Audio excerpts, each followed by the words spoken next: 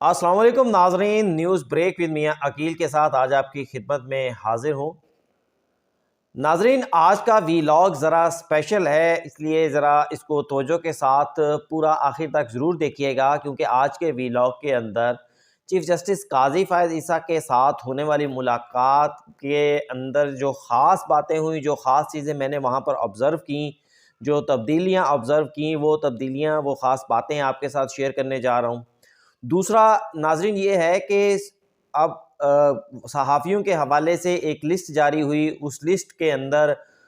جب ہم اعلامیہ جاری کرنے لگے تھے تو ہمارے سامنے سب سے بڑی رکاوٹ، سب سے بڑی مشکل کیا تھی، وہ آپ کے ساتھ شیئر کروں گا،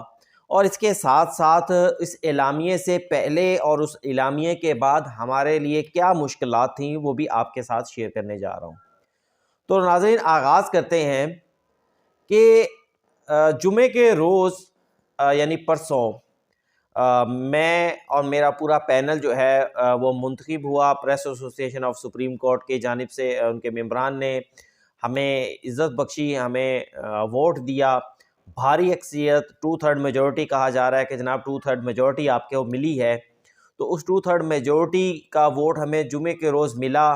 ابھی ہمارا اس طرح سے نوٹیفیکیشن نہیں ہوا، چارج نہیں ہوا تھا کہ ہم پر اسی شام کو کیا، بلکہ میں تو یہ کہوں گا کہ جب یہ اناؤنسمنٹ کی گئی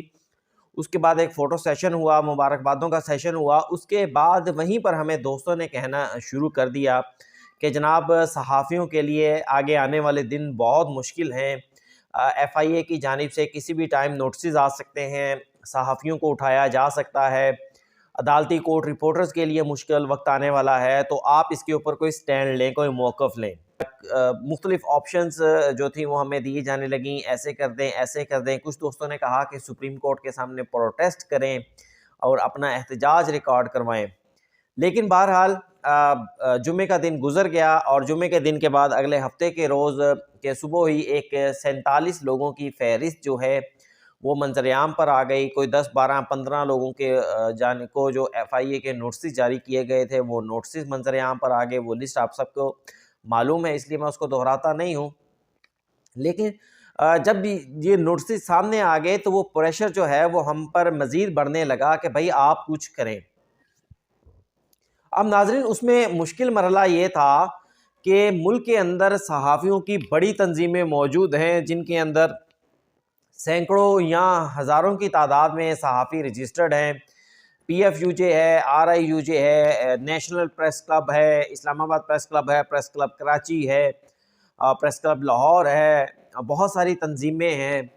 تو ان تنظیموں کے ہوتے ہوئے ایک سپریم کورٹ آف پاکستان کی چھوٹی سی تنظیم جو کہ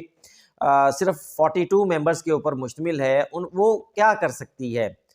بہرحال ایک فیصلہ کیا گیا، اپنے جنرل سیکرٹری عمران وسیم صاحب کے ساتھ مشاورت کی، اور اس چیز کے اوپر ہم نے اتفاق کیا کہ اس معاملے کے اندر اسلام آباد ہائی کورٹ جرنلسٹ ایسوسی ایشن کو بھی شامل کر لیا جائے، جس کے بعد اسلام آباد ہائی کورٹ جرنلسٹ ایسوسی ایشن کے صدر فیاض محمود صاحب سے رابطہ کیا، ایک جو متفقہ جگہ تھی وہ طے کر وہاں بیٹھے، وہاں ہم نے مذاکرات شروع کر دیے، اور ان نوٹسز کے اوپر اور ان خبروں کے اوپر جو ہے وہ غور و فکر کرنا شروع کر دیا کہ جناب اب اس کے لیے کیا لاہ عمل بنایا جائے۔ اب ہمارے لیے ان نوٹسز اور ان خبروں کے حوالے سے لاہ عمل بناتے ہوئے سب سے بڑی مشکل جو تھی وہ یہ تھی کہ کچھ بھی ہو جائے، کچھ بھی کہہ دیں، غلطیاں ہمارے ساتھیوں سے بھی ہوئی ہیں۔ ہمارے ساتھی، ہمارے صحافی ساتھی، بڑے سینئر صحافی ہیں، وہ ان کی جانب سے بھی کچھ ایسی باتیں کی گئیں جن کا نہ سر تھا نہ پاؤں تھا، جن کے حوالے سے کوئی لاجک ہی نہیں تھی۔ کسی نے کہہ دیا ڈیل ہو گئی، کسی نے کہہ دیا کہ قاضی صاحب کو اگلے ٹینیور کی آفر ہو گئی۔ تو یہ تمام جو چیزیں تھیں وہ جب ہم نے وہ مختلف ٹویٹس پڑھے، مختلف ویلاگز کا وہاں پر ذکر ہوا، میں تو صرف 3 لوگوں کے نام بتا رہا ہوں، لیکن اس مشاورت کے اندر کوئی 6 7 8 لوگ تھے جو مشاورت کر رہے تھے وہاں پر۔ کسی ویلاگر کی جانب سے جو مختلف ٹویٹس کیے گئے تھے، ان ٹویٹس کا ذکر کیا گیا کہ بھائی ان ٹویٹس کو ہم کسی فورم پر اگر جاتے ہیں تو ہم کس طرح ڈیفینڈ کریں گے، کس طرح اس کے اوپر جو ہے وہ قانون کی بات کریں گے، جن ویلاگس کا، جن ایشوز کا جو ہے، جن خبروں کا یا جن خبریں تو نہیں کہہ سکتے ان کو، جن تجزیوں کا حقیقت سے کوئی تعلق ہی نہیں ہے۔ بہرحال بہت ساری جو تھی تجاویز، ان پر غور و فکر کرنے کے بعد اس بات کے اوپر اتفاق کیا گیا کہ سب سے پہلے ایک اعلامیہ جاری کر دیا جائے،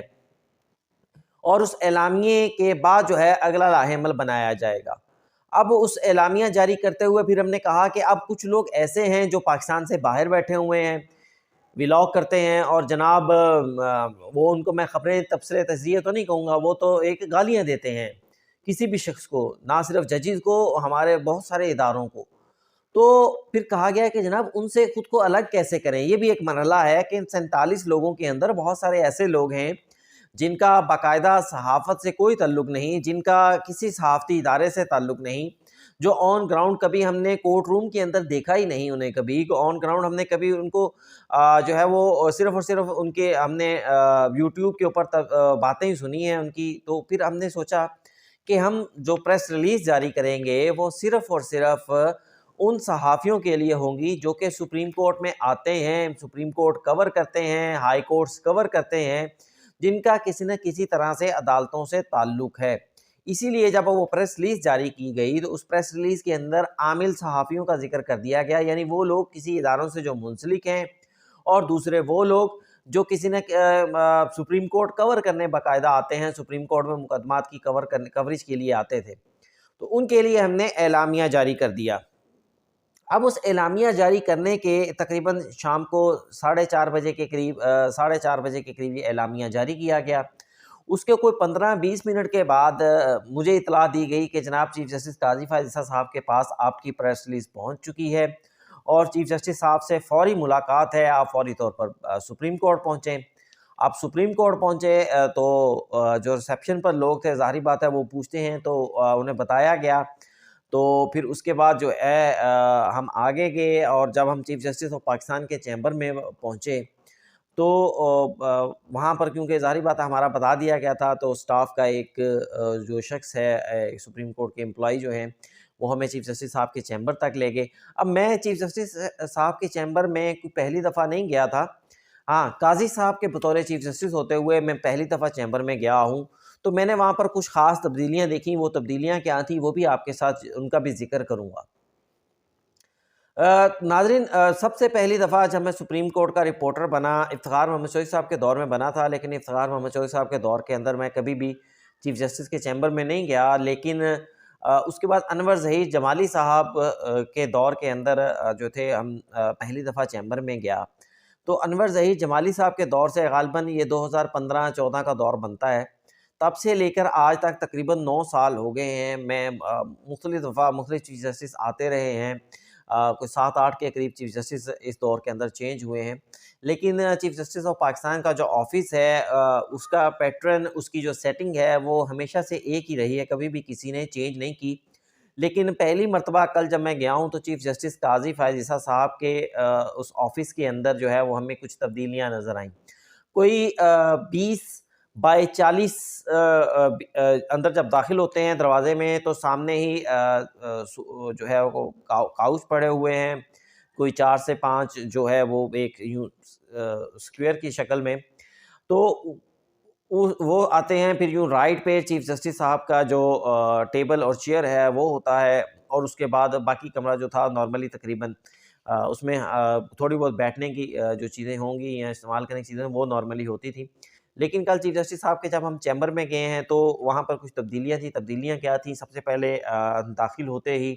وہ جو صوفے تھے اپنی جگہ پر وہ تو پڑے ہوئے تھے، لیکن اس کے بعد جب یوں رائٹ کو مڑتے ہیں تو وہاں پر چیف جسٹس صاحب کا ٹیبل اور چیئر ہوتا تھا۔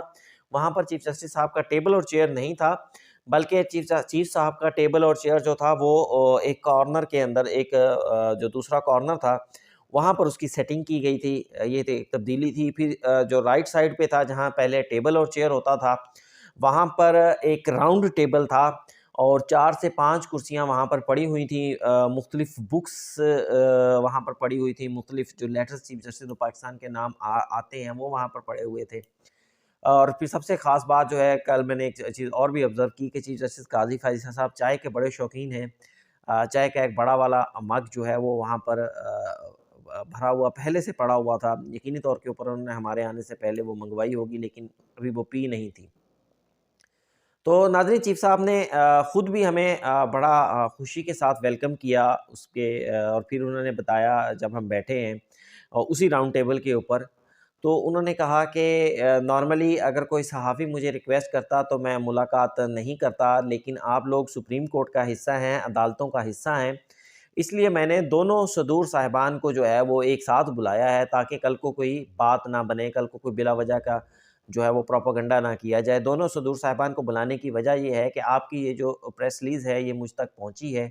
اور میں آپ کا ایک جو SMC 4/2021 ہے اسے میں سماعت کے لیے مقرر کر رہا ہوں۔ جو بھی آپ لوگوں کے تحفظات ہیں، جو آپ کہنا چاہتے ہیں، وہ اب آپ کورٹ میں آ کر بتائیے گا، اور وہاں پر پھر کورٹ دیکھے گی کہ ان معاملات کو کس طرح آگے لے کر چلنا ہے۔ بڑی مختصر سی یہ ملاقات تھی، اور لیکن چیف صاحب کی جانب سے جو وہاں ویلکم کیا گیا، چہرے پر مسکراہٹ تھی۔ پھر جب ہم واپس آنے لگے ہیں تو چیف صاحب دوبارہ ہمیں بالکل ایک مہمان کی طرح انہوں نے ہمیں دروازے تک سی آف کیا، اور ہم نے بھی ان کا شکریہ ادا کیا۔ ظاہری بات ہے کہ چیف صاحب حالانکہ یہ ہمارے جو ہم نے پیٹرن سیٹ کیا تھا کہ آج اعلامیہ جاری کریں گے، اور اس کے بعد 2-3-4 دن اس اعلامیے کا جو ہے وہ دیکھیں گے کہ اس کے کیا اثرات ہوتے ہیں، اس کے بعد چیف صاحب کو باقاعدہ ریکویسٹ بھیجی جائے گی، لیکن چیف صاحب نے کا شکریہ کہ انہوں نے خود ہی اور فوری طور کے اوپر اس پر ایکشن لیا۔ اب ناظرین، اس ایکشن کے بعد کل جب یہ ایکشن ہو گیا، خبریں چل پڑیں، تو ایک ٹیلی فونوں کا طوفان جو تھا وہ مجھ پر برپا ہو گیا۔ تقریباً شام 5 بجے سے لے کے رات 11 بجے تک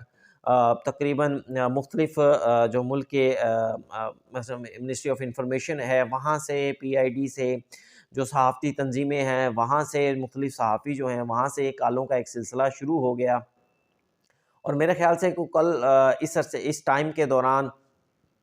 مختلف اداروں سے، پاکستان سے، انٹرنیشنل اداروں سے کالز آنا شروع ہو گئیں، BBC سے، CNN سے، وائس آف امریکہ سے، موقف لینے کے لیے، ملاقات کی ڈیٹیلز لینے کے لیے، اور یہ سارا جو معاملہ تھا اس کے اوپر معلومات لینے کے لیے۔ تو اس لیے میں کل اپنا ویلاگ بھی نہیں کر سکا، لیکن بہرحال یہ جو ہے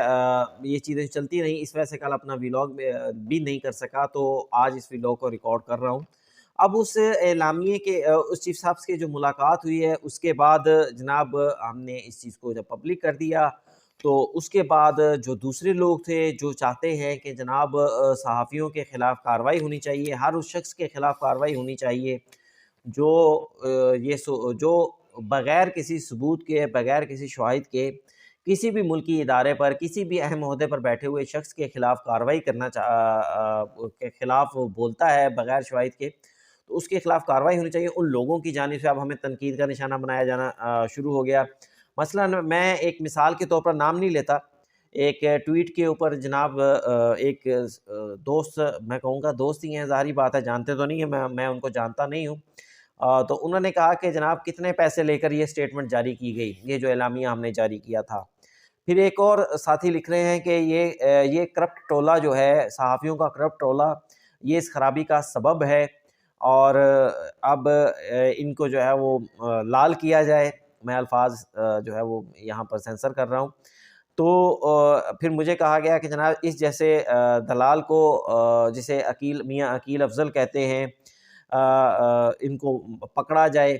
اور عمران ریاض نے اسے 10 لاکھ روپے دینے کا کہا ہے۔ اگر 10 لوگ بھی 10 لاکھ دیں تو بات کہاں تک پہنچتی ہے؟ اور بھائی بات یہ ہے کہ اب اس کے اوپر میں مسکرا ہی سکتا ہوں، ایسے الزام کے اوپر، کہ کیا کہا جا سکتا ہے کہ ٹھیک ہے، تنقید کرنا آپ کا حق ہے، جس طرح آپ دوسرے لوگوں کو کہتے ہیں کہ تنقید جو ہے وہ بغیر ثبوت کے، بغیر شواہد کے نہیں ہونی چاہیے، تو پھر آپ لوگوں کا بھی تو فرض بنتا ہے نا کہ آپ بغیر ثبوت، بغیر شواہد ایسے الزامات نہ لگائیں۔ اچھا، اب ناظرین ایک سوال، اب ایک تنقید چیف جسٹس صاحب پر کے اوپر اور کی جا رہی ہے جو کہ بلا وجہ ہے۔ میں آپ کو کہا جا رہا ہے کہ جناب چیف جسٹس قاضی فائزہ نے جو سو موٹو لیا تھا اس کو نوٹس، اس وقت بھی سپریم کورٹ کی جو پریس ایسوسیشن تھی اس میں درخواست گزار تھی۔ SMC 4/2021 کے اندر یہ اس کو نوٹس لیا گیا تھا۔ اس وقت چیف جسٹس قاضی فائزہ صاحب سینئر پیونی جج تھے، سینئر ترین جج تھے، لیکن उस सो मोटो के बाद भी एक पूरी जो थी कंट्रोवर्सी क्रिएट हो गई। उस सो मोटो के ऊपर एक नया बेंच बना दिया गया। जनाब उमर था बंदयाल साहब कायम मुकाम चीफ जस्टिस थे, तो उन्होंने एक 5 रुकनी बेंच बना दिया। सो मोटो लिया नहीं जा सकता, मास्टर ऑफ द रोस्टर का एक फ़ैसला दे दिया गया। बहरहाल उस फैसले की तरफ हम नहीं जाएंगे। तो अब कल से कहा जा रहा है कि जनाब वो केस जो था वो सुप्रीम कोर्ट ने डिस्पोज ऑफ कर दिया था। अब सुप्रीम कोर्ट उस मुकदमे को कैसे सुन सकती है? तो नाज़रीन, ये मैं आपको कल मैंने स्क्रीनशॉट लिया था बेसिकली कि जनाब जब इस मुकदमे का फौरी तौर के ऊपर कि मैं वीलॉग करूँगा तो उस वीलॉग में शेयर कर दूँगा, लेकिन आज मैं आपको दिखा रहा हूँ कि ये वीलॉग कि ये स्क्रीनशॉट उस मुकदमे का। इसकी मुकदमे की जो आखिरी समाअत हुई थी 11 जनवरी 2023 में हुई थी। जस्टिस इजाज़ुल हसन, जस्टिस मुनीब अख्तर और जस्टिस मज़हार बी अकबर नकवी ने इसकी समाअत की थी। और इसके आगे जो स्टेटस आ रहा है वो अर्जेंट का लिखा आ रहा है। ये आप देख सकते हैं, ये सुप्रीम कोर्ट का ऑनलाइन केस स्टेटस है, जो कि कोई भी पाकिस्तान में, दुनिया में, बाहर में बैठा हुआ किसी भी मुकदमे का अगर नंबर डाल दे तो उसको ऑनलाइन केस का स्टेटस पता हो जाएगा कि ये मुकदमा डिसाइड कब हुआ, ये मुकदमा पेंडिंग है या नहीं है। तो ये मैं आपको दिखा रहा हूँ,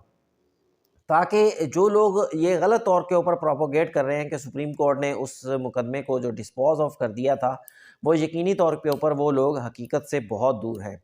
अब नाज़रीन, ये था आज का वीलॉग, और कल इस मुकदमे की बाकायदा समाअत होगी। उस समाअत का जो अहवाल है वो भी आपके साथ शेयर किया जाएगा। उम्मीद है कि जनाब जो चीफ जस्टिस साहब हैं, जो सुप्रीम कोर्ट है, ज़ाहिर बात है कानूनी तौर के ऊपर शायद हम उस तरह मजबूत ना हों, लेकिन ख्वाहिश है कि सुप्रीम कोर्ट जो है वो, या हमारे चीफ जस्टिस ऑफ पाकिस्तान जो हैं वो, क्योंकि मुल्क के आला तरीन ओहदे के ऊपर बैठे हैं, तो वो इस मामले के अंदर जो है वो शफ़क़त बरतेंगे सुप्रीम अपने साथ काम करने वाले सहाफ़ियों के साथ, और ओवरऑल भी जो है। तो कल इस मुकदमे का अहवाल भी आपके साथ शेयर करेंगे। नाज़रीन, ये था आज का वीलॉग। वीलॉग कैसा लगा मुझे ज़रूर बताइएगा, कमेंट्स में ज़रूर कीजिएगा। चैनल को सब्सक्राइब कीजिएगा, इसको लाइक कीजिएगा और शेयर ज़रूर कीजिएगा। मुझे दीजिए इजाज़त, आज के लिए इतना ही। अल्लाह हाफ़िज़।